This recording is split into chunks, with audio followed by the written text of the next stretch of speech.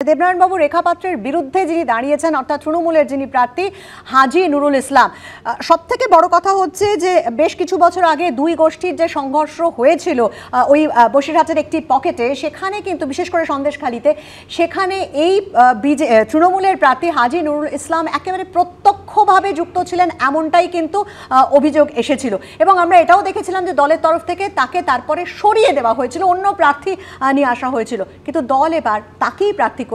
তার বিরুদ্ধে রেখা পাত্র, যাকে কিনা একেবারে সন্দেশখালীর বিরোধী মুখ এবং প্রধানমন্ত্রী নিজে তাকে ফোন করলেন, কি মনে হয় অনেকটাই রেখা পাত্র কি এগিয়ে গেলেন না হাজী নুরুল ইসলামের থেকে? রবীন্দ্রনাথ তার বউ ঠাকুরানীর হাটে এক জায়গায় লিখছে, রাজার চারিদিকে যে মনুষ্য আয়না, তাতে মুখ ঠিক দেখিতে পান না, শরীরের পরিমাণ অত্যন্ত বড় দেখায়। মানে মণিপুর থেকে হাথরস কোথায় নেই, উন্নাও, বিলকিস বানু, হাজার হাজার ঘটনা করছে, উনি দেখতে পান না, উনি নিজের মুখ তো দেখতে পান না। রেখাপাত্রের মুখ দিয়ে কোনো একটা ঘটনাকে বৃহত্তরভাবে ধর্মান্ধরা শোনো, অন্যের পাপ গণিবার আগে নিজেদের পাপ গোনো, নজরুল বলেছিলেন। আর শেক্সপিয়ারের ভাষায় লাস্টে বলায়, ইন দাউ ফাউল থ্রট দাউ লাইয়েস্ট, ইন দাই ফাউল থ্রট দাউ লাইয়েস্ট। রিচার্ড থ্রিতে বলেছিল, আপনার অপবিত্র মুখে আপনি সর্বদা মিথ্যা কথা বলছেন, নিজের আয়নায় নিজের মুখটা দেখুন। এই এই রেখাপাত্রের বিষয় যদি আসে, যে অন্যায়টা, যে অন্যায়টা হাতরাস, যে অন্যায়টা উন্নাও, যে অন্যায়টা বিলকিস বানু, এখানেও তো সেরকমই অন্যায় হয়েছিল, সেক্ষেত্রে এনাকে প্রার্থী করা হয়েছে, এ নিয়ে আপনি কি বলবেন? নিজের মুখটা আয়নায় দেখুন। কিন্তু পাপটা তো পাপই থাকে দেবনারায়ণ বাবু, হাতরাস, উন্নাও এবং সন্দেশখালী, সেই একই পাপ তো এখানেও হয়েছে, তাহলে সেক্ষেত্রে কোনো উত্তর দেবে না তৃণমূল? বিমল শঙ্কর বাবু, একটা কথা বলি, রেখা পাত্র হচ্ছে সন্দেশখালীর সাপদদের বিরুদ্ধে লড়াইয়ের একটা মুখ।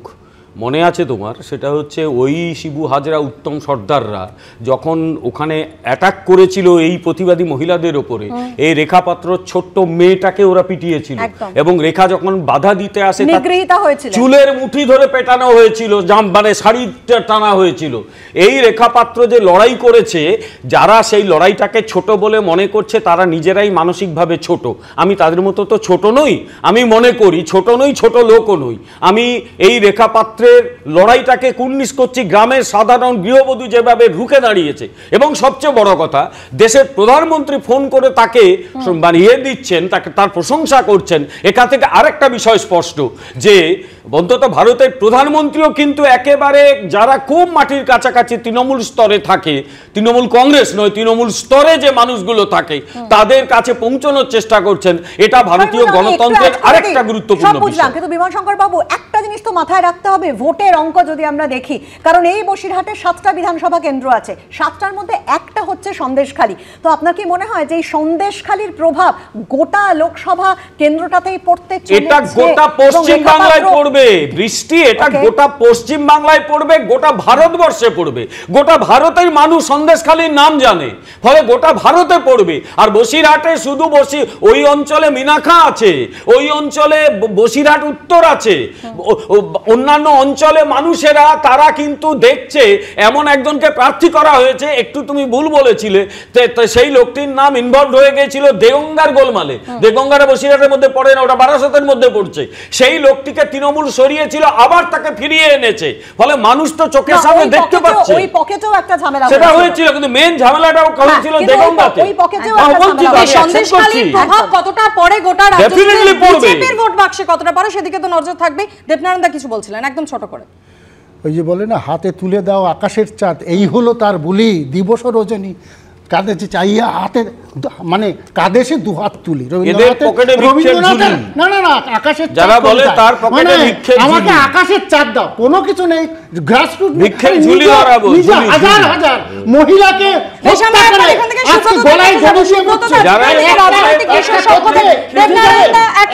এত পাগল, সুব্রত পাগল পশ্চিমবঙ্গের বিশেষজ্ঞদের একাংশ বলছে প্রধানমন্ত্রীর রেখা পাত্রকে অনেকটা এগিয়ে দিয়েছে, সেখানে তৃণমূলের তরফ থেকে প্রার্থী দেওয়া হলো, আপনাদের তরফ থেকে এখনো কিন্তু প্রার্থী দেওয়া হয়নি, বা বাম কংগ্রেস জোটের পক্ষ থেকেও এখনো প্রার্থী দেওয়া হয়নি। বেশ কিছুটা কি পিছিয়ে পড়লেন না আপনারা?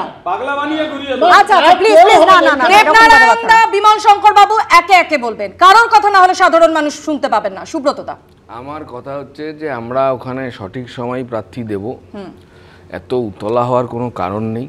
তবে দেখে আমার ভালো লাগলো যে প্রধানমন্ত্রীর মরিয়া প্রচেষ্টা বিজেপিকে বাঁচানোর জন্য উনি করবেনই, উনি তো বিজেপির নেতা। এবং এই নাটকটাও দেখতে ভাল লাগলো যে কি সুন্দর স্ক্রিপ্টটা আগে রেডি হয়েছে। তবে চেষ্টা উনি করছেন, করুন। উনি তো নিজের দলকে এবং নিজের প্রধানমন্ত্রীর চেয়ার বাঁচানোর জন্য করবেন, উনি পারবেন না। আপনারা শূন্য থেকে এক হবেন তো? বেশ বেশ, আমার সেটাই প্রশ্ন। অন্যদিকে আমরা যেটা দেখলাম যে নিজেকে প্রশ্ন করুন, ক্যান্ডিডেট হতে পারলেন না কেন? আমরা 400 পাবো, আপনি ক্যান্ডিডেট হতে পারলেন না কেন? নিজেকে প্রশ্ন করুন। আমরা দার্জিলিং এ দেখলাম, আমরা বারাসাতে দেখলাম, তেমন আবার যেটা দেখলাম যে টিকিট না পেয়ে অসন্তোষ, টিকিট না পেয়ে বিস্ফোরক রুদ্রনীল ঘোষ। হাওড়ায় আমার জনপ্রিয়তা আছে, ভেবেছিলাম দল ভাবছে, ভেবেছিলাম কৃষ্ণনগরেও আমার কথা ভাবা হবে, প্রার্থী হওয়ার মাপকাঠি কি বোঝা সম্ভব নয়। তিনি আর কি বলেছেন শুনুন।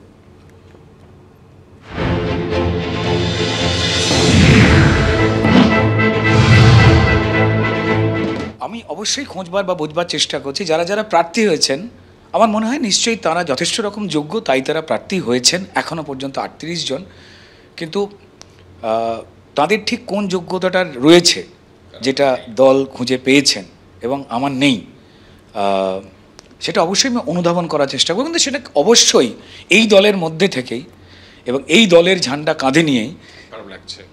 অবভিয়াসলি খারাপ লাগছে, আমি মানুষ তো, ফলত কারণ সারাক্ষণ তো খুঁজতে হয়। আমরা অভিনয় করবার সময় পরিষ্কার যখন যদি কোনো অ্যাওয়ার্ড কেউ পায়, যদি কেউ দারুণ কোনো চরিত্র পায়, আমরা যেমন দেখে বোঝবার চেষ্টা করি যে আমার মধ্যে কোন ফাঁকটা রয়ে গেল যে উনি ওই জায়গায় গেলেন। আমি প্রশ্ন, আপনার মধ্যে কি ফাঁক রয়ে গেল যেটা আপনি পেলেন? সেটা আমিও তো খোঁজবার চেষ্টা করছি। নিশ্চয়ই আমার দলের যারা বড়রা রয়েছেন, যারা শ্রদ্ধেয় নেতৃত্ব রয়েছেন, আমার রাজ্য নেতৃত্ব বিশেষ করে, তারাও নিশ্চয়ই ভাববেন এটা একদম তাঁদের বিচার্য বিষয়। সব থেকে বেশি আমি পড়েছিলাম কর্মীদের ডাকেতে কৃষ্ণনগরে পঞ্চায়েত ইলেকশনে একটা দিনে আর কি 12-14টা করে জনসভা আমি সেখানে করেছি। মানে সম্ভব না, মানে গলা চিরে যেত আমার। তো ফলে সেখানের কর্মী, সেখানের মানুষজন আমাকে ভালোবাসেন। আর অত্যন্ত সাংস্কৃতিক জায়গা, সেখানেও মানুষ পছন্দ করেছেন আমাকে। আমার মনে হচ্ছিল হয় হাওড়া বা কৃষ্ণনগর এরম জায়গা যেখানে মানুষ আমাকে অর্গ্যানিক্যালি ভালোবাসে। হাওড়ায় বড় হয়েছি, রাজনীতি, থিয়েটার বেড়ে ওঠা, একটা তো পছন্দের জায়গা থাকবেই ডেফিনেটলি। তো কৃষ্ণনগর কেন? কারণ কৃষ্ণনগর আমার নিজেরই না, নর্মালি কৃষ্ণনগরকে আমার এমনিই ভালো লাগে। মানে রাজনৈতিক কারণ ছাড়া আমি যখন গেছি, আমার সেখানে সাংস্কৃতিক প্রবণ শিক্ষিত মানুষ বেশি। মানে যে প্রার্থীকে দেওয়া হয়েছে এবং শ্রদ্ধেয়া অমৃতা রায়কে, অত্যন্ত সুযোগ্য প্রার্থী, এবং এই বয়সে এসে 63 বছর বয়সে মানুষ বিশ্রাম নেয়, আনন্দের জীবনযাপন করেন। সেখানে রোদ ঘামের পরিশ্রম করবার মানুষের জন্য তিনি যে দায়িত্ব তুলে নিয়েছেন বা সম্মতি দিয়েছেন, সেটাকে যথেষ্ট আমি সম্মান এবং শ্রদ্ধা জানাই। সামনে বিধানসভা রয়েছে, সেই বিধানসভাতেও প্রার্থী কেমন হবে সেই নিয়েও তো কোনো একটা পরিকল্পনা থাকতে পারে, কেমন? তো সেই সম্ভাবনা তো কখনো পর্যন্ত সরে যাচ্ছে না। বিস্ফোরক রুদ্রনীল ঘোষ কি উত্তর দিলেন তৃণমূল কংগ্রেসের রাজ্য সাধারণ সম্পাদক কুণাল ঘোষ, দেখাবো।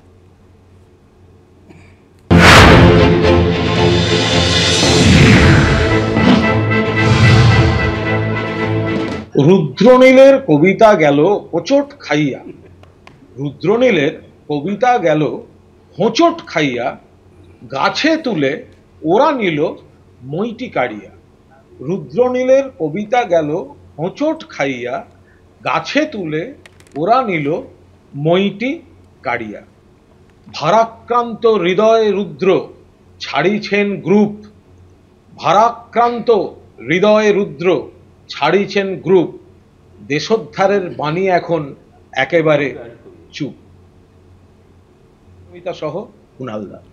তিনি বিভিন্ন হোয়াটসঅ্যাপ গ্রুপ থেকে নিজেকে সরিয়ে নিয়েছেন, কিন্তু পরিষ্কার তিনি আবার এটাও বলেছেন যে বিজেপির পতাকা কাঁধে নিয়েই তিনি লড়াই করে যাবেন। আমি বিমান শঙ্কর বাবুর কাছে আসবো। অভিমানী রুদ্রনীল ঘোষ এবং একই সঙ্গে তিনি কিন্তু একটি খোঁচা বলা যেতে পারে অমৃতা রায় কৃষ্ণনগর থেকে রানীমা, যাকে প্রার্থী করা হয়েছে, তার বয়স নিয়ে দিলেন। না, আমি বলি একটা কথা, সেটা হচ্ছে একটু আগে কবিতা শোনালে তার সঙ্গে একটু অ্যাড করে দিচ্ছি যে নিজের দলের নেত্রীরে গালি দেয় একমুখ দাড়ি গোঁফ লইয়া। কবিতার এই হচ্ছে এতে কীর্তনের দোহার আছে, কথায় কথায় আপনারাও তার মুখ ধরেন, সেও কথা বলে যায়, সে নিয়ে বিতর্ক হয়। একে বেশি গুরুত্ব দেওয়ার নেই, একটা লাইনই যথেষ্ট। আমার কথা রুদ্রনীল ঘোষ কোথায় বলেছেন তিনি বিদ্রোহী হবেন, কোথায় বিস্ফোরক? তিনি তার কিছু মতের প্রকাশ করেছেন এবং সবচেয়ে বড় কথা গণতান্ত্রিক সমাজে তিনি বলতেই পারেন। আর অমৃতা রায়ের বয়স তোলেননি, তিনি বলেছেন তিনি যে লড়াইটা করছেন সেই লড়াইটা গুরুত্বপূর্ণ। 63 বছর বয়সে এইভাবে আমার কথা হচ্ছে পথে নেমে লড়াই করাটা এখন তার বিশ্রাম নেওয়ার কে সময়। বললো সেটা তার না, উনি যেটা বলেছেন বিশ্রাম নেওয়ার কথা, কিন্তু তিনি লড়াই করেছেন, এটাকে তিনি কুর্নিশ করছেন। মাননীয় প্রধানমন্ত্রী নরেন্দ্র মোদীর 72 বছর না 71 বছর বয়স, এবং তিনি যেভাবে দৌড়চ্ছেন, আচ্ছা লালকৃষ্ণ আদবানি এখন বয়স কত? 93 বছর বয়স, তিনিও এখন অ্যাক্টিভ। আমার কাছে বয়সটা গুরুত্বপূর্ণ না। আপনার মতে রুদ্রনীল ঘোষ শুধু অসন্তোষ প্রকাশ করেছেন? না, অসন্তোষ প্রকাশ করেননি, তার নিজের মত প্রকাশ করেছেন। গণতান্ত্রিক সমাজে তিনি করতেই পারেন। সেই একই মত যখন তৃণমূলে থাকাকালীন অর্জুন সিং করেন বা তারপর আমরা দেখলাম সায়ন্তিকা বন্দ্যোপাধ্যায় করেন, তখন তো আপনারাই সরবর বিস্ফোরক আর তৃণমূল প্রার্থীরা বিস্ফোরণ এই নিয়ে তৃণমূলের অন্দরে তো এগুলো হয়, তখন তো আপনারাও বিতর্ক থামাতে। এখন কথা হচ্ছে কেউ মত প্রকাশ করলে না, আমি একটা কথা বলি মাধুরী, সেটা হচ্ছে কেউ গণতান্ত্রিকভাবে তার কথা বললে এক, আর কেউ একমুখ দাড়ি গোঁফ নিয়ে যদি বলে ওকে ধরো, আমি স্পেসিফিক্যালি আপনাকে বলছি তৃণমূলে থাকাকালীন অর্জুন সিং ব্যারাকপুরের প্রার্থী পদ না পেয়ে যখন তিনি নিজের মত প্রকাশ করেছিলেন, আপনার মতে সায়ন্তিকা বন্দ্যোপাধ্যায় নিজের মত প্রকাশ করেছিলেন, সায়ন্তিকা বন্দ্যোপাধ্যায় তার মত প্রকাশ করার পর আমরা আমাদের দলের কোন নেতা উল্টোপাল্টা কথা বলেছে আপনি দেখিয়ে দিন। আরে আলোচনা কেউ বলেনি, আমরা কেউ বলিনি, এই কথা আলোচনা হতেই পারে, কি আছে? আমার কথা হচ্ছে রুদ্রনীল বাবু যেটা বলেছেন সেটা বহু লোকের কথা উনি বলে ফেলেছেন, বলে দিয়েছেন, তাদের প্রতি আমাদের করুণা রইল। মাঝখানে এরকম স্পেস শাটেলের মতো এখান থেকে ওখানে গিয়ে ক্ষমতার ভাগ পাওয়ার যে প্রবণতা পশ্চিমবাংলার রাজনীতিতে শুরু হয়েছে, অন্তত এইটা থমকাবে, খানিকটা লোকে ভাববে। আর আমি একটা কথা পরিষ্কার করে বলতে চাইছি, কার কোন মার কার কোন কি ওই দিয়ে প্রার্থীপদ হবে না। প্রশ্ন হচ্ছে ইলেকট্রাল বন্ডের টাকা লুটে নিয়েছে যারা, তৃণমূল এবং বিজেপি, মানুষ তাদের বিরুদ্ধে ভোট দেবে। বেশ, অন্যদিকে দলের মধ্যে কোন্দল বা দলের অস্বস্তি, আমি জানি না বিমল শঙ্কর বাবু কিভাবে এটাকে ডিফেন্ড করবেন। আমরা বিরতির পর সে নিয়ে আসবো যে শুধু রুদ্রনীল ঘোষ নয়, তিনি হয়তো জাস্ট যেমন বলছেন বিমল শঙ্কর বাবু মতটা প্রকাশ করেছেন। পাহাড়ে প্রার্থী নিয়ে আজও সরব কার্শিয়াঙের বিজেপি বিধায়ক বিষ্ণুপ্রসাদ শর্মা। তিনি আগেই বলেছিলেন যে নির্দল হয়ে ভোটে লড়ার সিদ্ধান্ত নিয়েছেন, আর নিজের সেই সিদ্ধান্তে এখনো পর্যন্ত অনড় তিনি।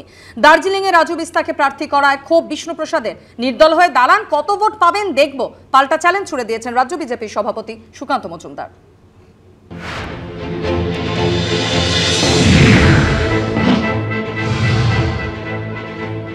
इंसान के खिलाफ नहीं हूँ, मैं किसी व्यक्ति के खिलाफ नहीं हूँ।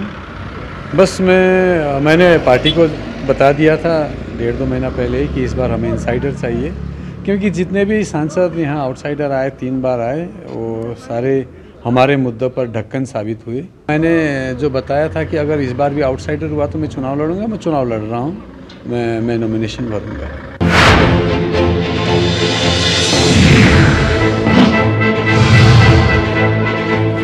নির্দল হয়ে দাঁড়িয়েছেন, উনি নির্দল হয়ে দাঁড়ান, আমরাও দেখি যে ওনার জনপ্রিয়তা কত লাখ ভোট পান উনি, সেটাও তো একবার দেখা দরকার আছে। আরে আমাদের কোনো সংগঠন আগে ছিল না, আমরা গজমমর উপরে নির্ভর করতাম, বিমল গুরুংয়ের দলের উপরে, এবং তারাই পাহাড়টা দেখতো।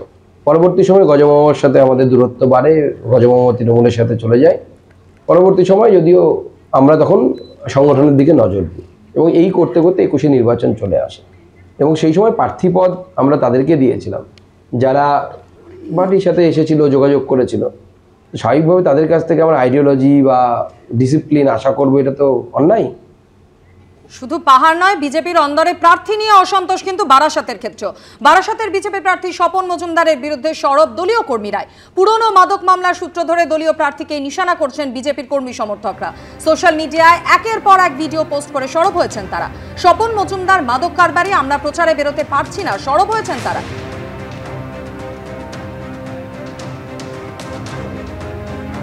আমাদের কাছে যখন জানতে চাইবে, অলরেডি বিরোধীরা প্রচার শুরু করে দিয়েছে যে এরকম ক্যান্ডিডেট। তা আমাদের কাছে যখন সাধারণ ভোটাররা জানতে চাইছে, ইতিমধ্যে জানতে চাইছে, আমরা তার জবাবটা কী দেবো? তাই আমার মনে হয়েছে উচ্চ যারা নেতৃত্বে আছেন বিবেচনা করে দেখবেন যে বিষয়গুলো সার্ভে করুন, এখনও অনেক সময় বাকি। 1 জুন ভোট, 2 মাস বাকি আছে, পরিবর্তন হতেই পারে। বারাসাত লোকসভাটা একটা বিরাট এডুকেটেড জায়গা, এই জায়গাটাতে এরকম একটা 8% ক্যান্ডিডেটকে মেনে নেবে কিনা আমার ধারণা নেই।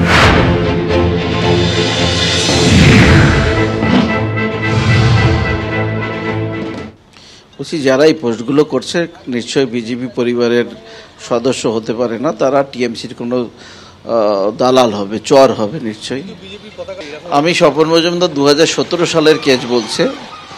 এই টিএমসি দল সারা পশ্চিমবঙ্গ জুড়ে কয়েক হাজার ভারতীয় জনতা পার্টির কার্যকর্তাকে এনডিপিএস একটি কেস দিয়েছে, সেখানে আমিও বাদ যাইনি। মহামান্য আদালত নির্দোষ প্রমাণ করেছে, পরবর্তীতে মহামান্য আদালত কেস খারিজ করে দিয়েছে। তারপরে আমি বিধায়ক হয়েছি, তারপরে যারা কুৎসা রটাচ্ছে তাদের নিজস্ব রাজনৈতিক অস্তিত্ব ঠিক নেই হয়তো বা। বিমল সরকার বাবু, এমন একজনকে প্রার্থী করা হয়েছে যার বিরুদ্ধে দলীয় কর্মীরা, যারা কিনা প্রচার করবেন, যারা এই ময়দানটা তৈরি করবেন, তারাই বলছেন যে কি করে ভোট চাইতে যাব এবং কোন জায়গা বারাসাত, তার বিরুদ্ধে রয়েছেন কাকলি ঘোষ দস্তিদার। একটা কথা বলি, সেটা হচ্ছে এই ভুল বোঝাবুঝি আশা করি মিটে যাবে। 1, 2 হচ্ছে যার বিরুদ্ধে কেস খারিজ হয়ে গেছে, আদালত খারিজ করে দিয়েছে, তাহলে সেই কেসটাকে টানার কোনো মানে হয় না। আর দ্বিতীয় কথা হচ্ছে দার্জিলিংয়ে যিনি এটা বলছেন, এটা দলীয় শৃঙ্খলা কিন্তু এটাকে সমর্থন করে না, আশা করব। এবং দলের পক্ষ থেকে চেষ্টাও করা হচ্ছে যাতে উনি বোঝেন জিনিসটা, যে দল যাকে প্রার্থী করেছিল রাজু বিস্তা, গত 5 বছর ধরে দার্জিলিংয়ের উন্নয়নে কাজ করেছেন এবং দার্জিলিংয়ে তিনি থাকেন, তারপরেও তাকে বহিরাগত বলাটা ঠিক নয়। সুতরাং আমি আশা করব তিনি এইটা করবেন না এবং তিনি দলের নিয়মকানুন মেনে চলবেন। এটা হয় নির্বাচনের সময়, আস্তে আস্তে যখন টেম্পোটা উঠবে এগুলো চলে যাবে। বেশ, নির্বাচনের সময় এরকম হয়, বিভিন্ন দলেই আমরা দেখছি যে অসন্তোষ প্রার্থী নিয়ে এবং একই সঙ্গে অভিমান, সমস্ত কিছুই সামনে আসছে। কিন্তু হ্যাঁ, এটা ঠিক যে কি হতে চলেছে তা তো 4 জুনের যখন রেজাল্ট বেরোবে তার দিকেই আমাদের তাকিয়ে থাকতে হবে। সময় শেষ হয়ে গিয়েছে আলোচনা। সকলকে ধন্যবাদ জানাই স্টুডিওতে আসার জন্য। তবে আনন্দ সকালে আরো অনেক খবর রয়েছে, ফিরে আসি বিরতির পর, সঙ্গে থাকবে।